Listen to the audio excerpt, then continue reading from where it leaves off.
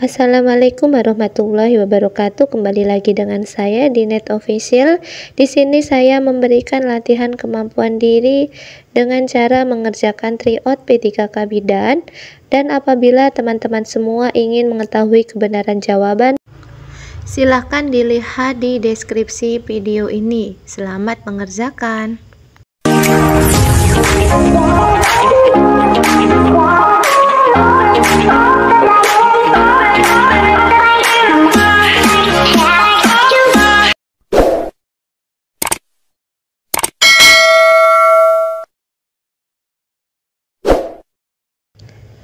Soal yang pertama, untuk mendukung keberhasilan program kerja Ponet, upaya pelatihan yang perlu dilakukan bidang adalah A. Pertolongan pertama gawat darurat obstetri dan neonatal. B. Kontraseptif teknologi update. C. Asuhan persalinan normal. D. Midwifery update. Atau E. Holistic care.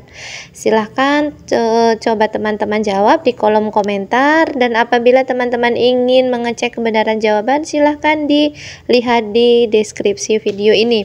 Oke, kita lanjut ke soal nomor 2 teman-teman. Baik, kita ke soal nomor 2 sebelum pertanyaan. Yang pertama, penimbangan berat badan dan pemberian tablet besi yang dilakukan oleh kader kesehatan. 2. Bila ada petugas puskesmas ditambah dengan pengukuran tekanan darah.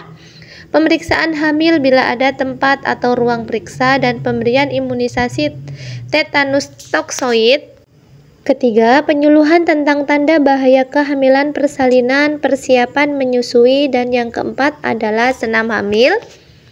Oke, pertanyaannya, pelayanan kehamilan yang dapat dilakukan di Posyandu adalah A. 1, 2, 3, dan 4. B. Nomor 1, 3, dan 4. C. Nomor 1, 2, dan 3. D. Nomor 2 dan 3. Atau E. Nomor 1 dan 2.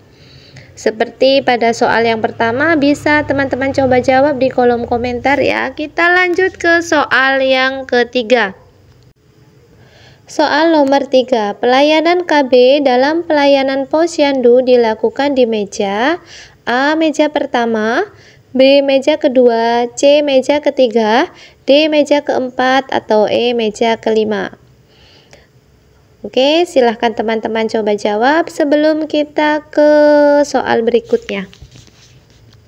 Baik, kita ke soal nomor 4 teman-teman. Seorang anak berusia 3 tahun datang ke Posyandu dengan diare.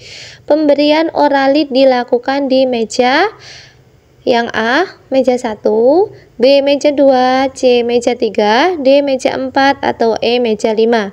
Ingat ya, pemberian oralit dilakukan oleh siapa? Tenaga kesehatan atau kader teman-teman. Silahkan teman-teman coba jawab nomor 4 ini ya di kolom komentar. Lanjut ke soal berikutnya. Oke, soal nomor 5. Sebuah posyandu memiliki kader lebih dari 5 orang. Frekuensi penimbangan lebih dari 8 kali per tahun. Cakupan KB lebih dari 50% per tahun. Cakupan kumulatif lebih dari 50% dan tetapi cakupan dana sehat tidak lebih dari 50%. Posyandu tersebut masuk dalam kategori A. Pratama, B. Madya, C. Purnama, D. Mandiri, atau E. Sejahtera. Yang pasti option A, B, C, dan D ya teman-teman. Untuk Posyandu Sejahtera itu tidak ada ya. Silakan teman-teman coba jawab di kolom komentar. Kita lanjut ke soal berikutnya. Soal nomor 6. Seorang anak berusia 18 bulan datang ke Posyandu dengan berat badan tidak naik selama 2 bulan. Apakah tindak lanjut yang dilakukan oleh bidan? A. Pemberian makanan tambahan, B. Rujukan ke rumah sakit, C. Dukungan untuk orang tua, D. Pemeriksaan sampel darah, atau E. Kolaborasi dengan ahli gizi. Baik, silakan dijawab di kolom komentar. Kita lanjut ke soal berikutnya. Soal nomor 7. Bidan menemukan 1 orang anak dengan titik-titik berat badan dalam KMS terputus-putus. Apakah rencana tindak lanjut bidan dalam kasus ini? A. Pemberian makanan tambahan. B. Rujukan ke rumah sakit. C. Dukungan untuk orang tua agar memberi makanan gizi seimbang. D. Pemeriksaan sampel darah di posyandu. Atau E. Pendekatan untuk meningkatkan kehadiran ke posyandu. Oke, silahkan dijawab di kolom komentar. Kita lanjut ke soal berikutnya.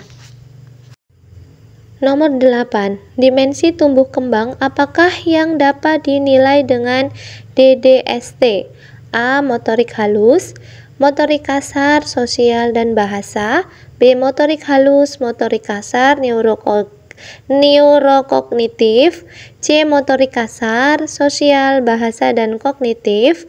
D. Motorik kasar, motorik halus, dan emosional. Atau E. Sosial, bahasa, neurokognitif, dan emosional. Ini sudah pernah saya jelaskan ya teman-teman di video saya sebelumnya. Silahkan teman-teman cek kembali video saya apabila masih bingung dalam menjawab soal ini. Oke, silahkan dijawab di kolom komentar. Kita lanjut ke soal berikutnya. Nomor 9. Berdasarkan hasil pemeriksaan tumbuh kembang dengan Denver 2, didapatkan hasil 1 atau lebih kelambatan dan atau 2 atau lebih banyak kewaspadaan. Apakah interpretasi dari hasil tersebut? A. Suspek, B. Normal, C. Unstable, D. Caution, atau E. Delay. Silakan teman-teman jawab di kolom komentar sebelum kita lanjut ke soal berikutnya. Baik, ke soal yang terakhir. Nomor 10. Tujuan pembentukan posyandu lansia adalah A. Meningkatkan mutu pelayanan kesehatan. B. Meningkatkan cakupan pelayanan kesehatan. D. Memandirikan dan meningkatkan derajat kesehatan lansia. D. Memberikan wadah untuk bersosialisasi bagi lansia. Atau E. Memberikan makanan tambahan bagi lansia. Oke, silahkan teman-teman jawab. Soal yang terakhir. Saya ingatkan kembali untuk mengecek kebenaran jawaban, silahkan lihat di deskripsi video ini. Dan saya ingatkan juga kepada teman-teman apabila ingin menambah referensi belajar dalam menghadapi tes P3K tahun ini, silahkan komen atau baca deskripsi. Akan saya berikan PDF secara gratis ya teman-teman. Terima kasih, semoga bermanfaat. Wassalamualaikum warahmatullahi wabarakatuh.